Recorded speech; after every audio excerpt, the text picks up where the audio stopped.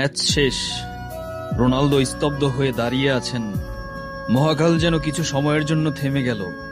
Ronaldo যে আর euro খেলবেন না, কথাটা যতটা সহজে বলা যায় ততটা সহজে সবকিছু মেনে নেওয়া যায় না। এই ইউরোকে রোনালদোর নিজের টুর্নামেন্ট বলা যায়। কি করেননি রোনালদো এখানে? পর্তুগালের ইতিহাসে প্রথম ইউরো জিতেছেন, হয়েছেন ইউরোর ইতিহাসে সর্বোচ্চ গোল এবং সর্বোচ্চ অ্যাসিস্টকারী। কোনো একক টুর্নামেন্টে সর্বোচ্চ গোল অ্যাসিস্ট করার রেকর্ড রোনালদো করেছেন দুইবার, একবার চ্যাম্পিয়ন্স লিগে, একবার ইউরোতে। এমন অসাধ্য কাজ ফুটবল ইতিহাসে করতে পারেননি আর কেউ। এখানেই শেষ না, ইউরোতে সর্বোচ্চ কি পাস, সর্বোচ্চ চান্স ক্রিয়েট, সর্বোচ্চ 5 আসরে গোল করেছেন, এরকম অগণিত রেকর্ড। একজন মানুষের পক্ষে যা যা করা সম্ভব রোনালদো তার সবকিছুই করেছেন, সবকিছুই পেয়েছেন। রোনালদোর তো হারানোর কিছু নেই, কিন্তু ফুটবল ফ্যানদের হারানোর আছে অনেক কিছু।